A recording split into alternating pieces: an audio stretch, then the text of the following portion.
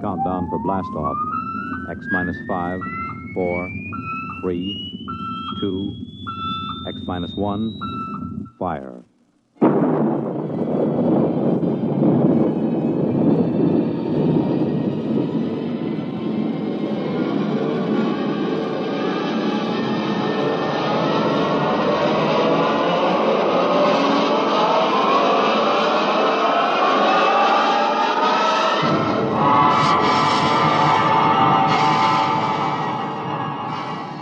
From the far horizons of the unknown come tales of new dimensions in time and space. These are stories of the future, adventures in which you'll live in a million, could be years, on 1,000 maybe worlds. The National Broadcasting Company, in cooperation with Galaxy Science Fiction Magazine, presents X minus 1.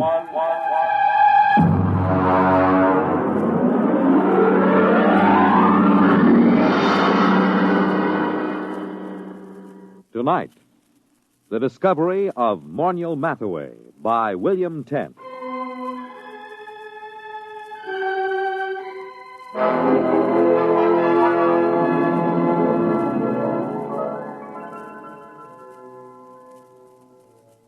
Everyone is astonished at the change in Morniel Mathaway since he was discovered. Everyone, that is, but me. They remember him as an unbathed and untalented Greenwich Village painter who began almost every second sentence with I and ended every third one with me. You see, I understand the change in him, because I was there the day he was discovered. We were talking about his discovery that day.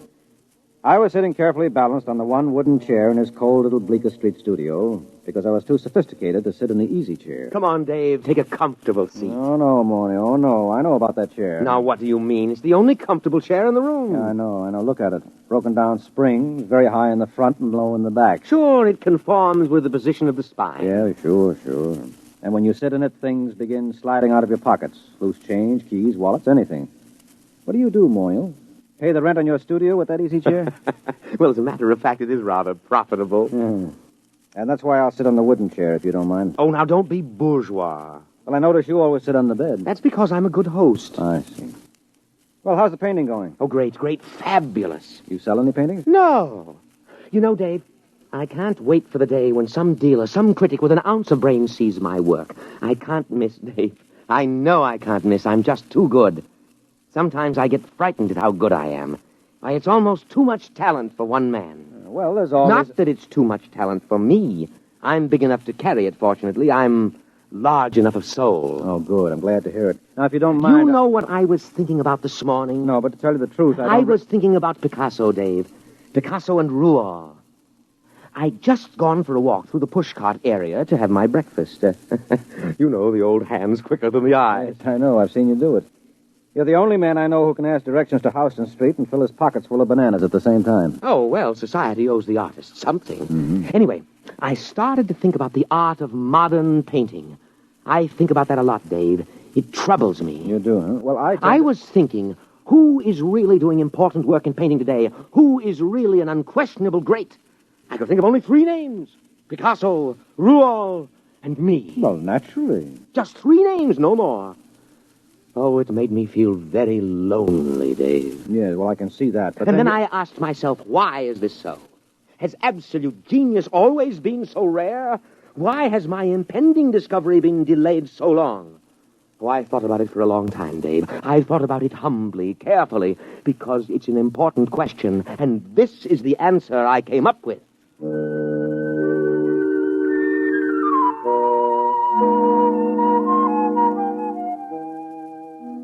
Don't bother waiting for the answer that Morniel came up with. It turned out to be a theory of aesthetics I'd heard at least a dozen times before from a dozen other painters in the village. Morniel was a bad painter, there was no question about it. I say that not only from my opinion. I've roomed with 2 modern painters, and I've been married for a year to another, but... Well, for example, a friend of mine, a fine critic of modern art, took a look at one of Morniel's paintings, which he hung over my fireplace in spite of my protests, and just kind of stared slack-jawed. What does he call that technique?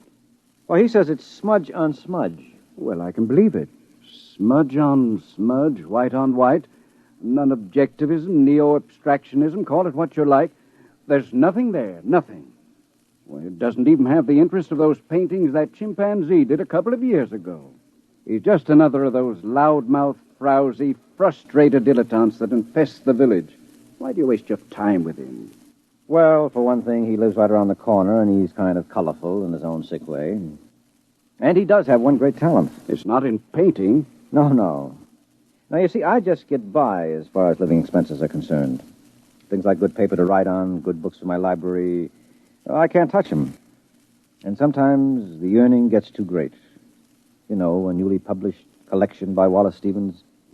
Well, if I find one I want, I just go over to Morniel's and tell him about it. He doesn't lend you money. Oh, no.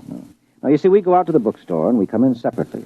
And then I start a conversation with the proprietor about some very expensive out-of-print item I'm thinking of ordering, and Morniel just says, "Don't mind me, I'm browsing."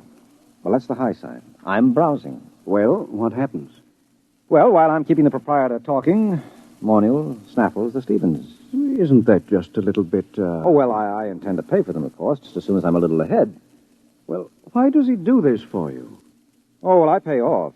I go through the same routine at an art supply store so Morniel can get canvas and paint and brushes. Of course, I really have to pay for Morniel's browsing. I have to suffer through listening to him, and then my conscience bothers me. Oh, it does. Yes, you see, I intend to pay for my things, but I know he doesn't. And that's why my conscience bothers me.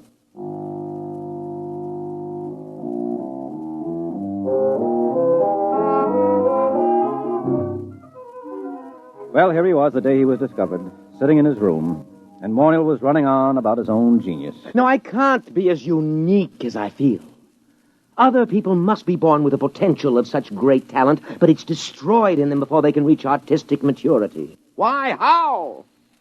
Well, let's examine the role that society plays in all of this. What's that? You got a hi-fi set? Nonsense. That's a crass materialistic concept that I should... Something is happening. Hey, when did you put the purple lights in? Purple?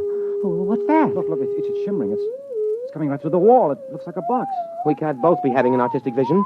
You're not the type. No, I'm not, and I'm not drunk either. Look out, something's going to happen.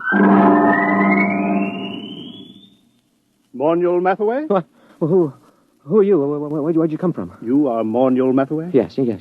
My name is Glescu. I bring you greetings from 2487 A.D. Oh, 2487. A.D.? I realize this is a difficult phenomenon for you to grasp entirely, but here I am.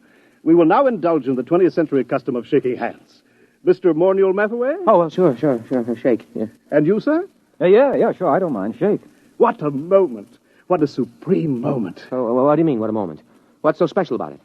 Are you the inventor of time travel? Me, an inventor? No. Time travel was invented by Antoinette Ingeborg in... Well, that was after your time. It's hardly worth going into at the moment, especially since I only have half an hour. Well, why half an hour? The skin drum can only be maintained that long.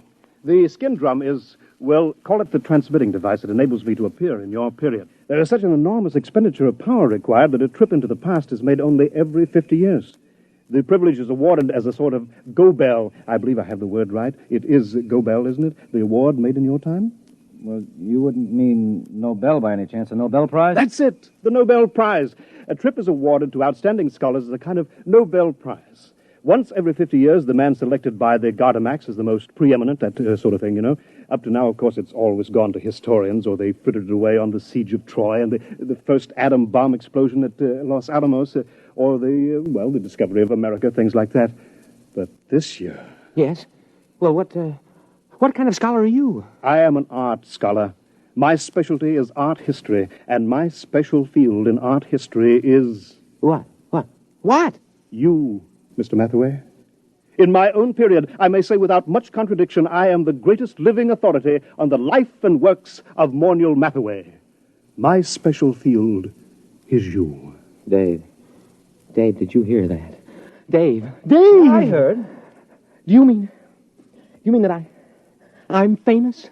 That famous? Famous? You, my dear sir, are beyond fame. You are one of the immortals the human race has produced. That famous? That famous. Who is the man with whom modern painting in its full glory is said to have definitely begun?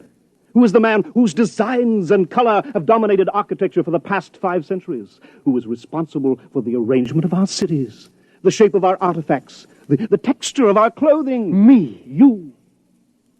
No other man in the history of art has exerted such a massive influence over design. To whom can I compare you, sir? To what other artist in history can I possibly compare you? Rembrandt?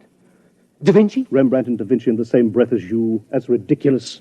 They lacked your universality, your taste for the cosmic. Wow. Mr. Glasgow, excuse me. Do you happen to know of a poet named David Danziger? Did much of his work survive? Is that you? Yes, that's me. Dave Danziger? Well, no, I don't think so. The only poet I can remember for this time and this part of the world is Peter Tebb. Tebb? Never heard of him. Then this must have been before he was discovered. But you see, I am an art scholar. Well, you see, checking my chronometer, I see my time is getting short. But it is an overwhelming delight for me to be standing in your studio, Mr. Mathaway, and looking at you at last in the flesh. I wonder if you would mind obliging me with a small favor. Oh, sure. You name it. Nothing's too good for you. What do you want? I wonder, I'm sure you don't mind, could you possibly let me look at your painting? The one that you're working on at this very moment. Well, sure. I have one right over here. Just, I'll pull the easel around. There you are. I intend to call this Figured Figurines number 29. Oh, but this... What's the matter? Well, surely this isn't your work, Mr. Mathaway? Yeah. It's my work, all right. Figured Figurines number 29. Recognize it? No, I do not recognize it, and that is a fact for which I am extremely grateful. Could I see something else, please? Something a little later. Well, that's the latest. Everything else is earlier. Here, you might like this. Now, I call this Figured Figurines number 22. I think it's the best of my early period. Oh, dear. You know, well, this looks like a smears of paint on top of other smears of paint. Right. Only I call it smudge on smudge. But you probably know all about that, being such an authority on me. And now, here we have Figured Figurines number 12. Do you mind leaving these figurines, Mr. Mathaway? I'd like to see something of yours with color and form.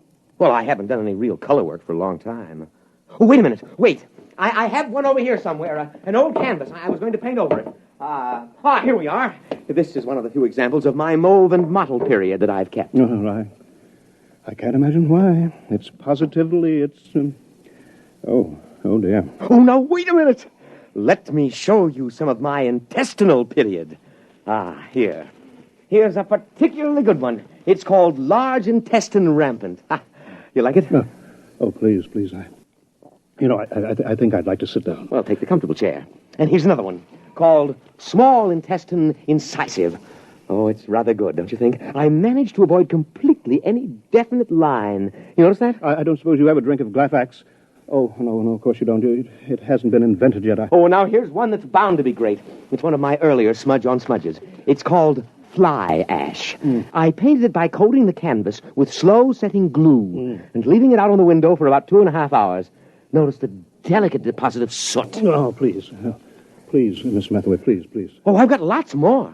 You know, I don't understand this. All these canvases, this is obviously before you discover yourself and your true technique. But I'm looking for a sign, a hint to the genius that is to come, and I find... Well, how about this one? Here. Oh, please. Oh, take that away. Oh, dear. Oh, dear, no. Oh, look, I'll have to leave soon. I don't understand this at all. Let me show you something here, gentlemen. Here, a pocket edition of the source book. The complete paintings of Morniel Mathaway, 1928-1996. Were you born in 1928? Yep. May 23rd, 1928. Here, look at the first painting. Well, that's beautiful. I mean, the color, that's incredible. Oh, well, that stuff. Well, why didn't you tell me you wanted that kind of stuff? You mean you have paintings like this, too? No, not paintings. One painting. Oh, I did it last week as a sort of an experiment, but I wasn't satisfied with the way it turned out, so I gave it to the girl downstairs. Would you like to look at it? Oh, yes. Very much. Well, here, I'll just toss your book on the bed. Come on, it won't take a minute or two.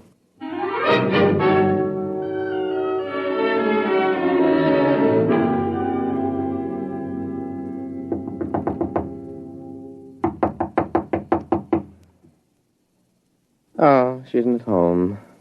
I thought she'd be home now. Oh, I did so want you to see that painting. I want to see it. I want to see anything that looks like your mature work. But time is getting short. The chronometer... I'll tell you what. Anita here has a couple of cats that she asked me to feed when she's away for a while. So she's given me the key to her apartment. Suppose I, browse upstairs and get it. Yeah, but Suppose I browse through my room and get it. Get it? Oh, yeah. You go ahead and browse, sure. Fine, but please hurry. Oh, sure, I'll hurry. I won't take long browsing.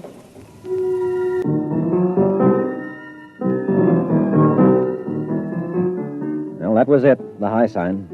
I'd seen Morniel Mathaway in action too many times as a shoplifter not to understand it. He was going upstairs to lift that book that he'd dropped on the bed. I knew he hadn't ever painted a picture like the one in the book, but he would now. Only he wouldn't paint them. He'd copy them. Well, I started talking automatically. You, paint yourself, Mr. Glasgow? No. Of course, I wanted to be an artist when I was a boy. I imagine every critic starts out that way, but I found it far easier to write about paintings than to do them. Once I began reading the life of Morniel Mathaway, I knew I had found my field. Not only do I empathize closely with his paintings, but he seems so much like a person I could have known and liked.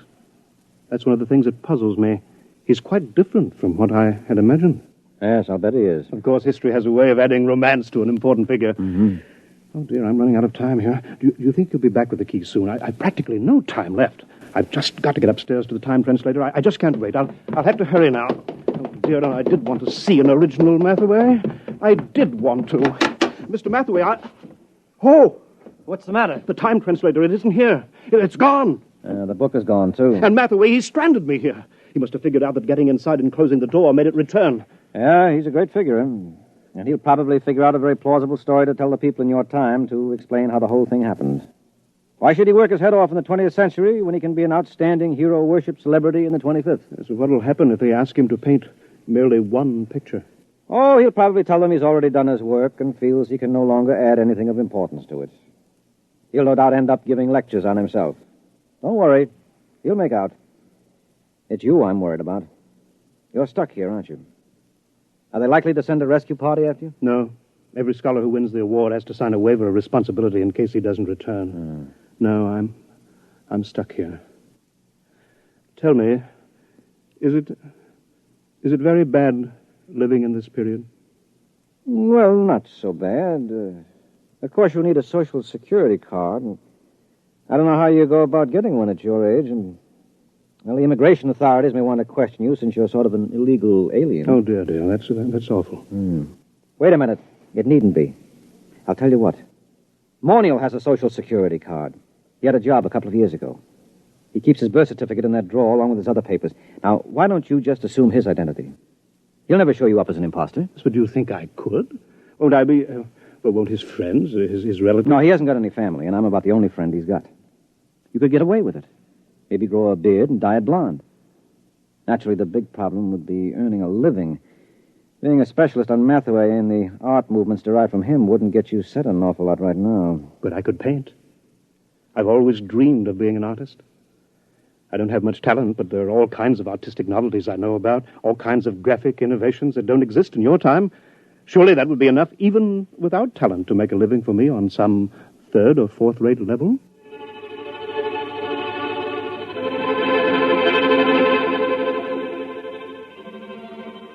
It certainly was. But not on a third or fourth-rate level. Mr. Glasgow, that is Morniel Mathaway, is the finest painter alive today and the unhappiest. After his last wildly successful exhibition, I remember he said to me, "What's the matter with all these people praising me like that? I don't have an ounce of real talent in me. All my work is completely derivative. I've tried to do something, anything that was completely my own, but I'm so steeped in Mathaway that I can't seem to make my own personality come through. And those idiotic critics go on raving about me, and the work isn't even my own." Well, then whose is it? Mathaway's, of course. We thought there couldn't be a time paradox. I wish you could read all the scientific papers on the subject.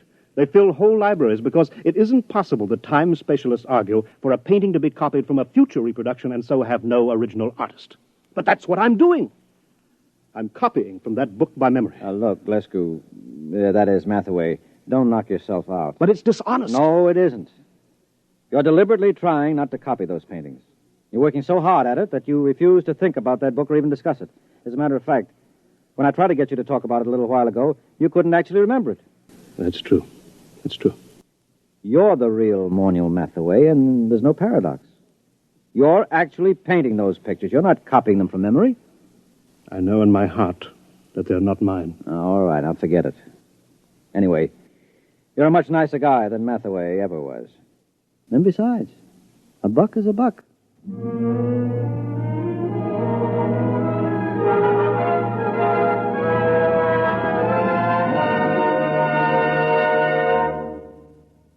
You have just heard X-1, presented by the National Broadcasting Company in cooperation with Galaxy Science Fiction Magazine. Tonight, X-1 has brought you The Discovery of Morniel Mathaway, a story from the pages of Galaxy written by William Tenn and adapted for radio by Ernest Kenoy. Featured in our cast were Leon Janney as Mathaway, Guy Rep as the critic, Wendell Holmes as Glescu, and Les Damon as Dave. Your announcer, Fred Collins. X-1 was directed by Daniel Sutter and is an NBC Radio Network production.